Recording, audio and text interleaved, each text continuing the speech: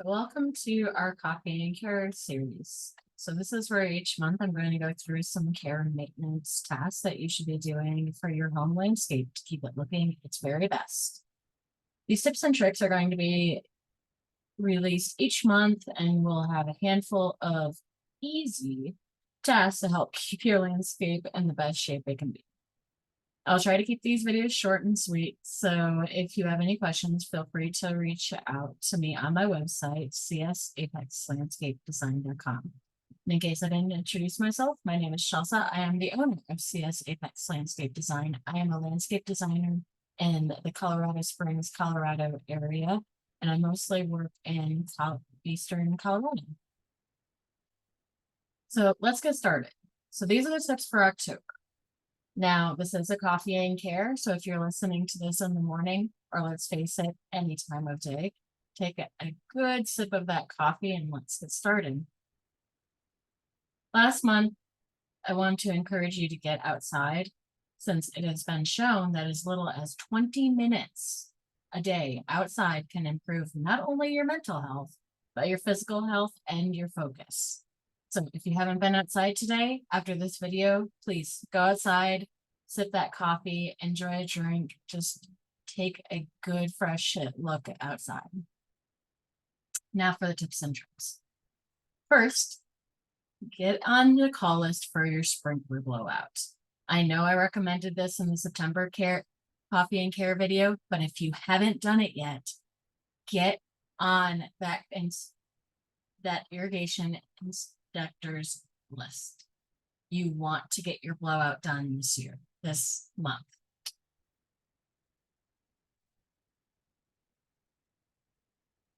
So sprinkler blowouts are a really simple, relatively inexpensive way of ensuring that next year you will be able to have a landscape that thrives. Take it from me, a sprinkler blowout can save hundreds, if not thousands of dollars. Now, one thing, because this happened to us, I want to make sure you know, check with whoever is doing your sprinkler blowout, whether it's professional or whether you're doing it yourself, that you have the correct PSI. How do I know this? Unfortunately, we called in an irrigation specialist from that handwritten corner sign. We did not check for the PSI. And unfortunately, they blew out not only our backflow preventer, they damaged a bunch of our valves, and they blew our main line. Now, thinking that they had done it right, I didn't check, I didn't look, that was on me.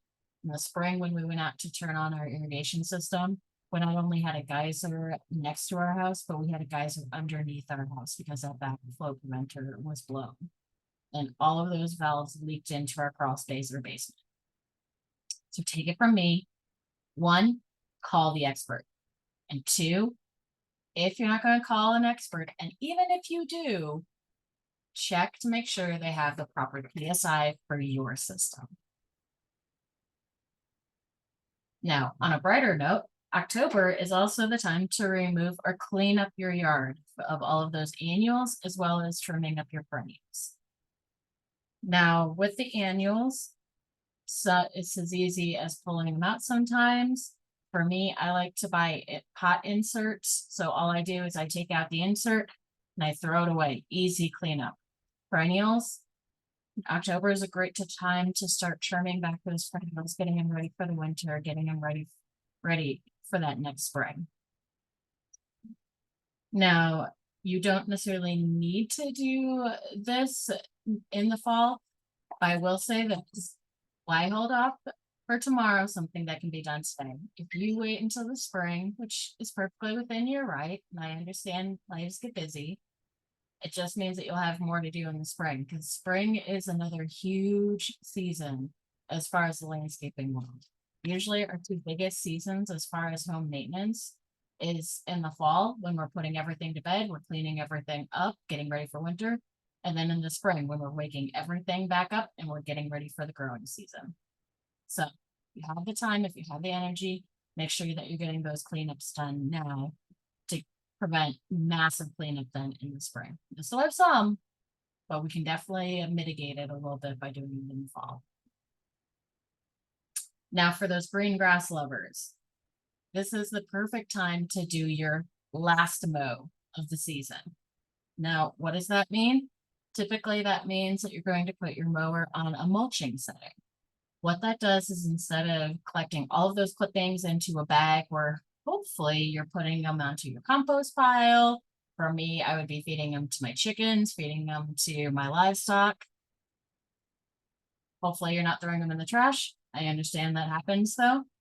Instead of putting it and collecting it in that bag, which you can still do if you've got compost, if you've got animals, but the advantage of not doing it is now all of that mulch is going to go onto your green grass. Not only is that going to provide a mulch for your grass for the winter season that will help hold moisture, hold nutrients into the soil where you want it, but it will also, as those clippings, as that mulching starts to biodegrade, it's going to add more nutrients back into the soil, which will help green up your grass, give your grass a head start for that next spring. Now, I know some people really love to pile up all of those leaves, put them in a big pile, jump in them, play in them. Awesome, that's great. However, if that just sounds like too much work or you're just not overly thrilled about doing that, go ahead and leave them on the ground and mow over them and provide that extra mulch now for your grass. Now, I get how some people may not like the look of having that mulching on top of their lawn all winter. I get it. However, think about it in the long run. You're going to be adding nutrients back to your soil and you're going to keep the moisture where you want it on your grass for all winter long. And let's face it, in Colorado, we don't get a lot of moisture in the winter. I know we're the ski state. Trust me, we don't get enough moisture to not want to have that little leg up, that extra helping hand for our grass. If you do decide to pick up the mulch, don't worry about it. It's not the end of the world. Just know that you would be giving it a little bit more of a head start by leaving it. And reality, that those leaves, that mulch clippings, because it's such a fine grain after you mulch it like that, by the spring, it's going to be biodegraded. It's going to be absorbed into the soil. You're not going to have that cleanup in the spring like what you might be thinking you would have to. It's incredible how Mother Nature works. The soil will absorb it, believe me.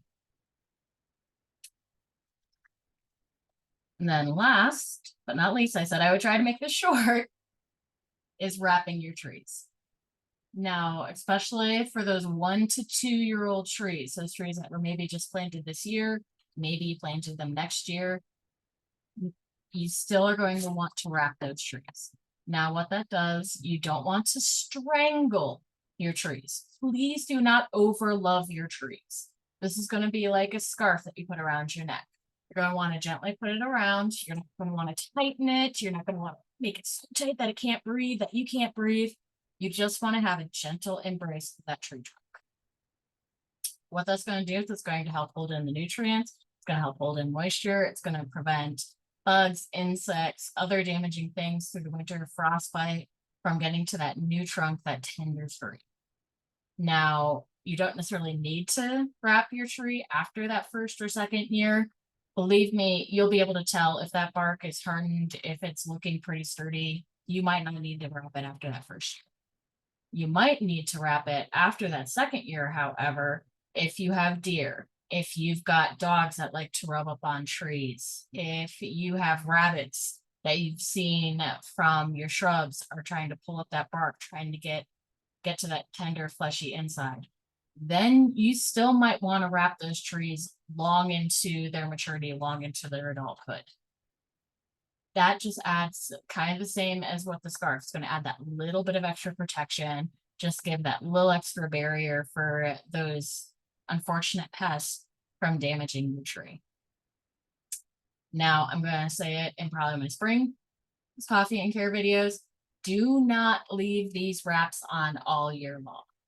They are meant to just give it the protection through the winter, through the fall. They are not meant to be on that tree year round. That tree trunk needs to solidify. It needs to develop its own strength. It needs that fresh air that it's going to get in the spring and summer and most of the fall.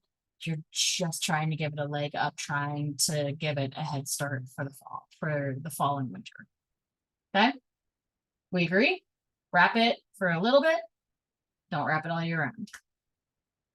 Well, that is the last tip and trick. Hopefully, this gives you guys a good list to work on for the month of October to keep your home landscape looking beautiful, looking at the best it can be.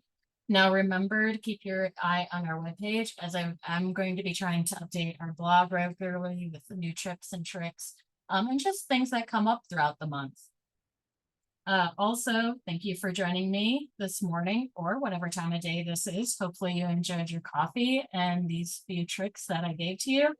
But please encourage your family and friends to watch our videos and stay tuned next month where we're going to be talking about our November tips and tricks. Make sure you subscribe so you get that notification, and I will see you all later.